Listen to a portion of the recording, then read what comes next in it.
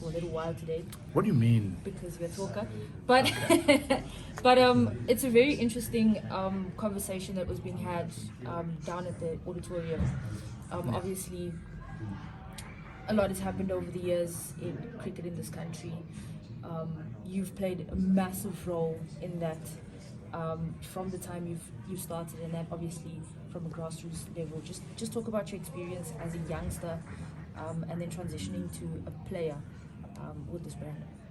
The good thing about it, thank you very much for the question, but the good thing about all of this, for me, I think, playing the game of cricket for fun, what one of the most important thing about it, because we never had expectations if you will represent your country one day, because as we all know that the cricket from the rural areas, it was just a game that get played, during Christmas period time, where we call it a Makhaya Ntini. So being taken out of that and then being sent into the white school, and then by someone who's telling you that you can make a living out of cricket, it was that time that actually hit me, where someone, Greg Hayes, said, no, you are good enough, you can actually play for South Africa one day. And then straight away in 1995, I represented Border as an invitation against Kenya, and then that was a turnaround. And then a year after, I played for Border,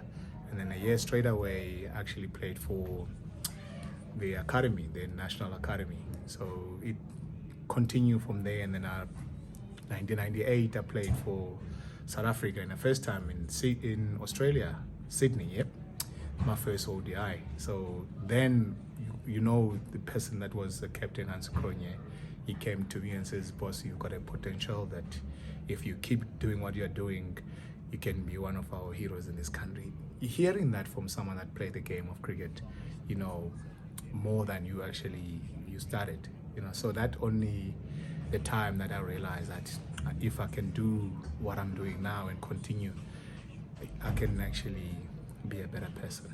Your name was on the board alongside another big name, Ubamugam, from rivals to teammates. Yes. And then obviously carrying the banner in a post-apartheid South Africa in cricket. You guys have sort of impacted not just the country, but black players and players of color.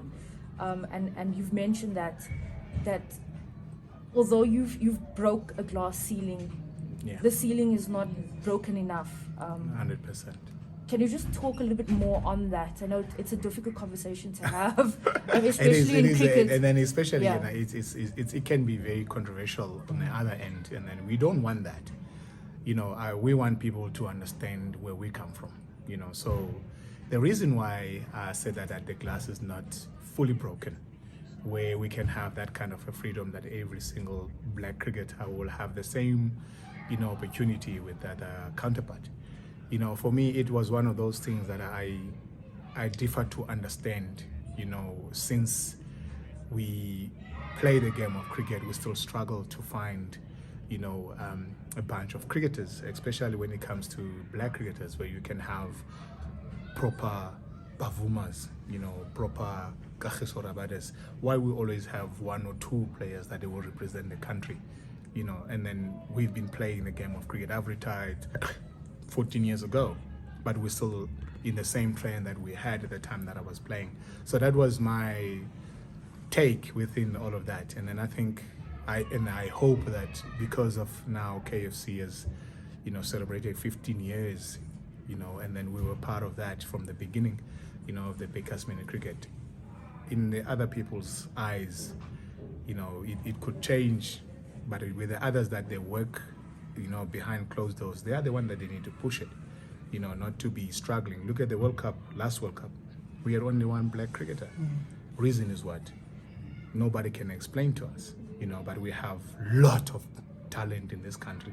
This is a country that we should not even suffer to find, black cricketers. I know that the football has been the pillar of South Africa, but now cricket has taken over, and rugby. Look at rugby. How many black people that are playing rugby? Why we cannot be the same? And then being in a position where we don't have to look left or right. Why don't we go to Rasi and ask Rasi, how do you do it? So that it can impact, the talent that we have in cricket. So those are kind of things that I think, by thinking out loud, we should, having a partner with how the other counterpart do. Earlier you called on the CSA CEO, Mr. Paletsi, to call on former players and legends 100%. who have experience in the game, Yeah. who have experience with the adversity that perhaps you have faced as a youngster and as a player as well. And then now also just joining KFC Mini Cricket,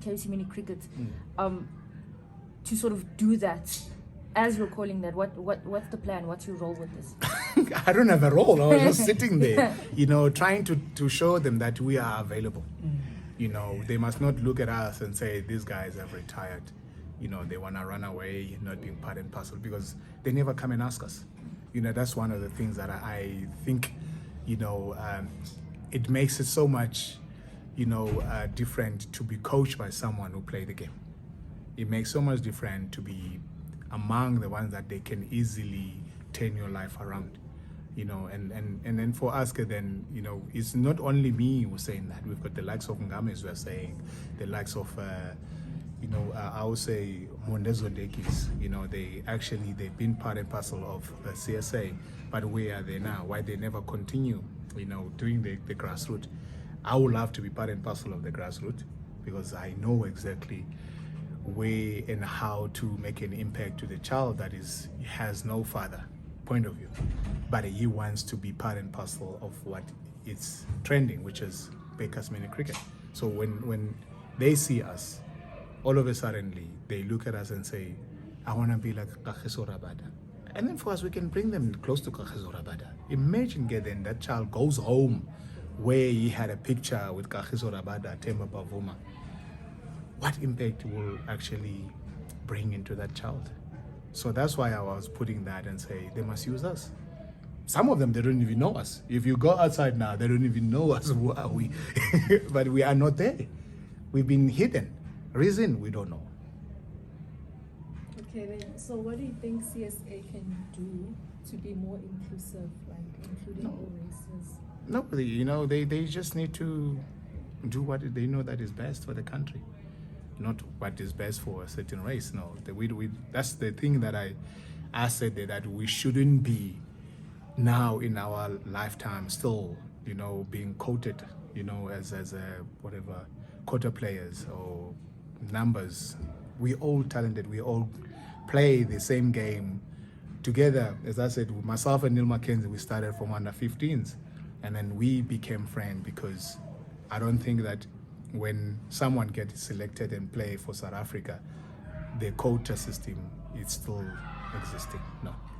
Do you have a little bit of hope when you see, for instance, in the T20 squad that's starting this for the series that's starting on with Friday? India? Yeah, Similani, yes. Pongwana. Oh, yes. They play as all-rounders. It's a different role. No, I think it doesn't matter. Being an all-rounder, you do both. And then I think, when Rob probably decided that that's what he wants to do. And then this is where my problem will come. I hope this is not just for the sake of the number. And then these kids that you mentioned, Simelani, they will be used. We want to see them playing, not just being on the bench and carry water. For me, that's not something that I want to experience. I want to see them. If he fails, and then he must get out and say, I was given an opportunity. And just on that, do you find that, for instance, black and brown players probably have to be a little bit more exceptional and use their opportunities almost immediately, as opposed to others who are given more than one opportunity, perhaps? You have to double up. And then if I can put it in the right manner, I look at myself and I said, what are the things that they were looking at, for me to be the best? First one was the fitness.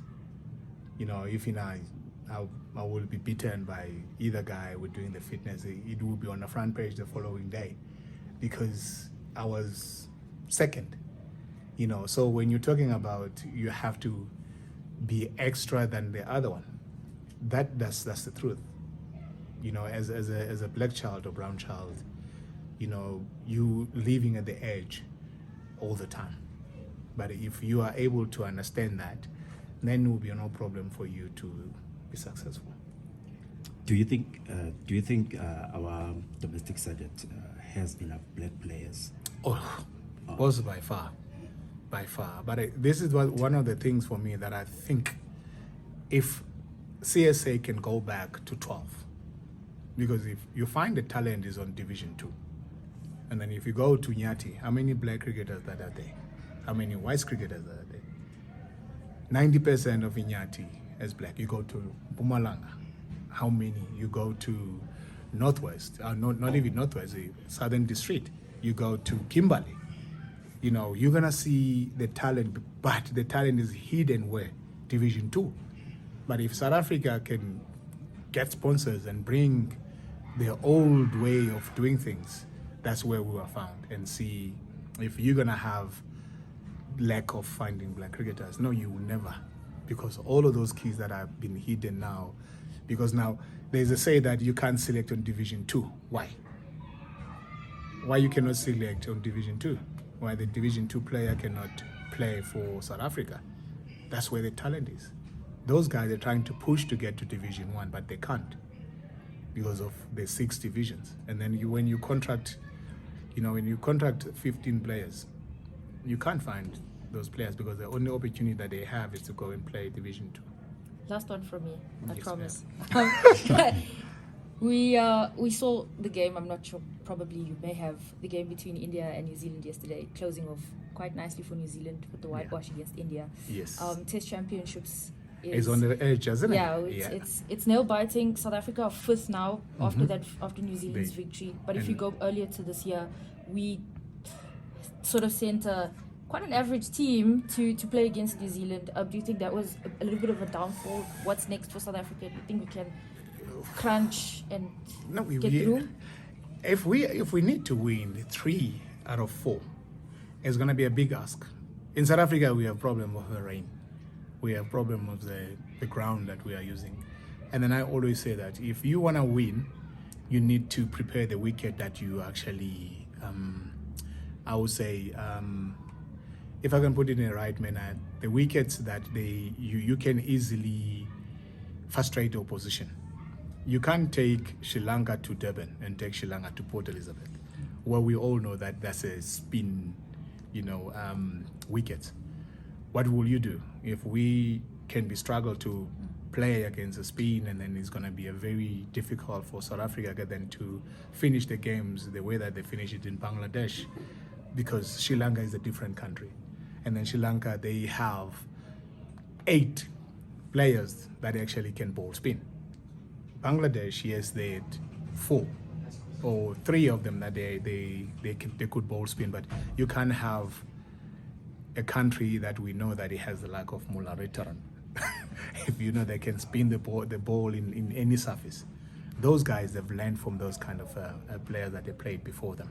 And then some of them, they actually get seen being a net bowlers, and all of a sudden they play their countries and then they perform because they have learned how to bowl the ball. They've learned how to create an opportunity for people to catch the ball. So it was one of the things. Bringing subcontinent, you send it at Wanderers, you send it at Newlands, then you can dominate.